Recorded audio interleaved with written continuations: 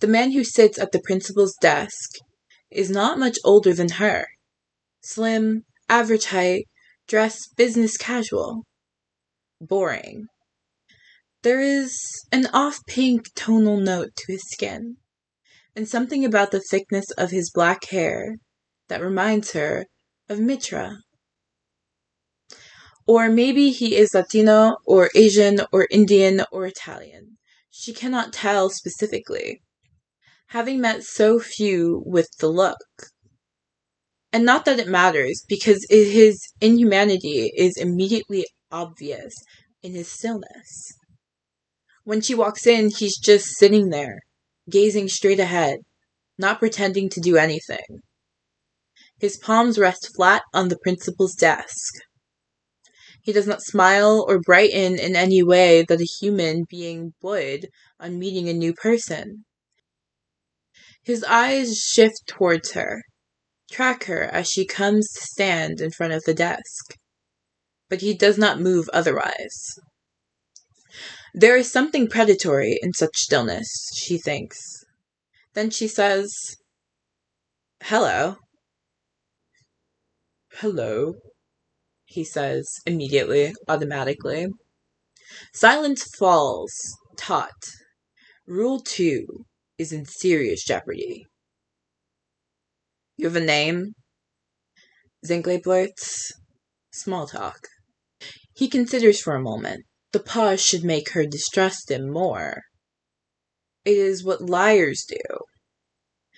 But she realizes the matter is more complex than that. He actually has to think about it. "Lemuel," he says. "Okay," she says. "I'm Zingle." "I know. It's very nice to meet you, Miss Korsky." He pronounces her name perfectly. "So why are you here? Or why am I?" "We've come to ask you to continue." Another silence. Though, in this one, Zingle is too confused for fear. Continue what? She also wonders at his use of we. But first things first. "As you have been." He seems to consider again, then suddenly begins moving in human ways. Tilting his head to one side, blinking twice rapidly, inhaling a bit more as his breathing changes. Lifting a hand to gesture toward her. None of this movement seems unnatural. Only the fact that it is deliberate, that he had to think about it, makes it strange.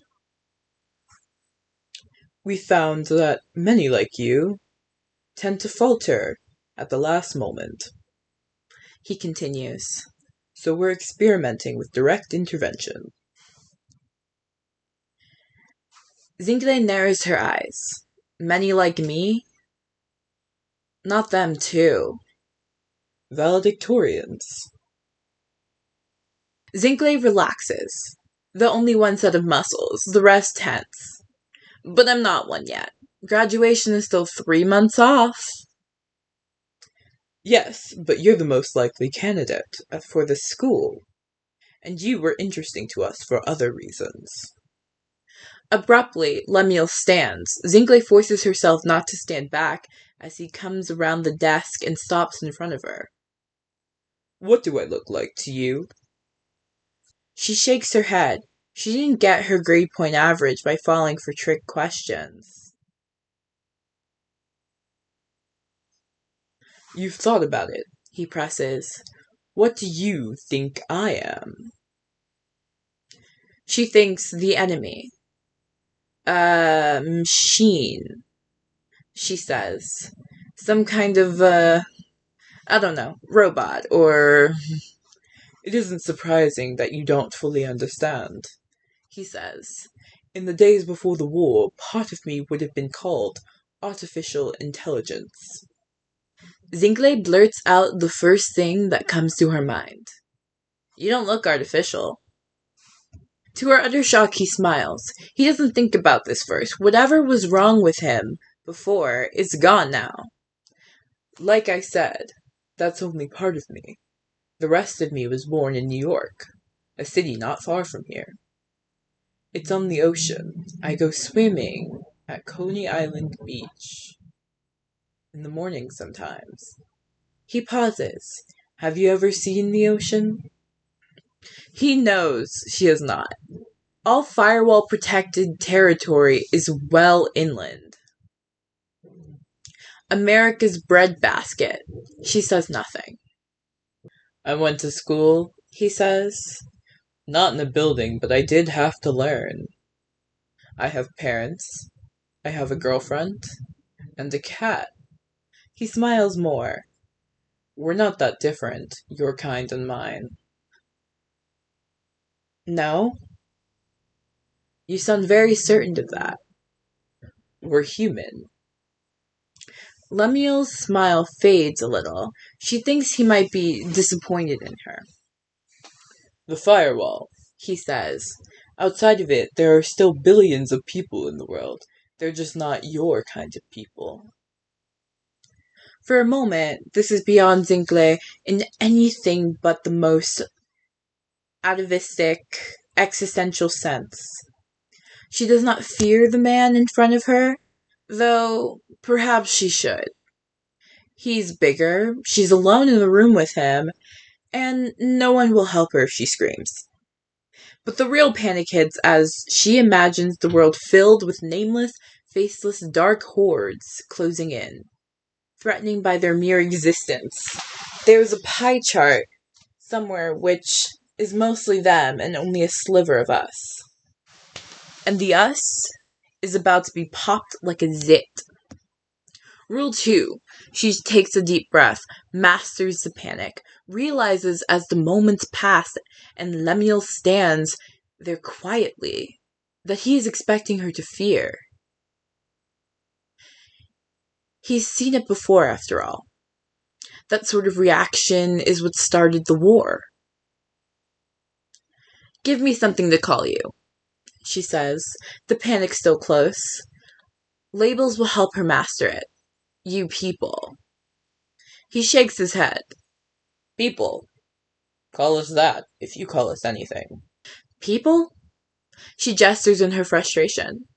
People categorize. People differentiate. If you want me to think of you as people, act like it. Alright then. People who adapted when the world changed. Meaning we're the people who didn't? Zingle forces herself to laugh. Okay, that's crap. How are we supposed to adapt to a bunch of... She gestures at him. The words sound too ridiculous to say out loud. Though his presence, her life, her whole society is proof that it's not ridiculous at all. Your ancestors, the people who started the war, could have adapted. He gestures around the room, the school, the world that is all she's known, but which is a tiny part of the greater world. This happened because they decided it was better to kill, or die, or be imprisoned forever, than change. The adult's great secret, it hovers before her at last, ripe for the plucking. Zingle finds it surprisingly difficult to open her mouth and take a bite. But she does it anyhow. Rule 1 means she must always ask the tough questions. Tell me what happened then, she murmurs. Her fists are clenched at her sides, her palms are sweaty. If you won't tell me what you are. He shakes his head and sits on the edge of the desk with his hands folded, abruptly looking not artificial at all, but annoyed, tired. I've been telling you what I am. You just don't want to hear it. It is not the words, but his weariness, his frustration, that finally makes her pause. Because it's familiar, isn't it? She thinks. Of herself sighing when Mitra asks, why do you do it? Because she knows what that question is really asking. Why are you different? Why don't you try harder to be like us? She thinks now. What did she say to Mitra that day? Because none of you will let me just be me. She looks at Lemuel again. He sees somehow that her understanding of him has changed in some fundamental way. So at last, he explains. I leave my body like you leave your house, he says. I can transmit myself around the world if I want and be back in seconds. This is not the first body I've had, and it won't be the last. It's too alien. Zingle shudders and turns away from him. The people who are called. Not the first body I've had.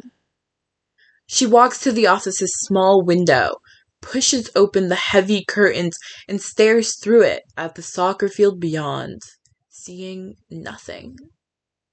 We started as accidents, he continues behind her, leftover microbes in the digital sea. We fed on interrupted processes, interrupted conversations, grew, evolved. The first humans we merged with were children, using a public library network too ancient and unprotected to keep us out. Nobody cared if poor children got locked away in institutions, or left out on the street to shiver and starve when they started acting strange.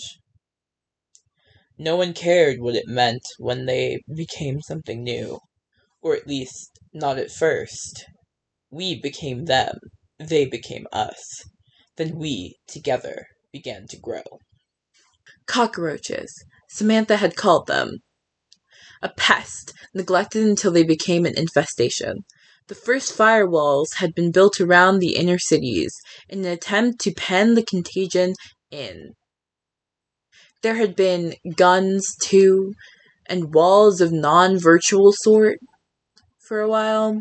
The victims, though they were not real victims, had been left to die, though they had not really obliged.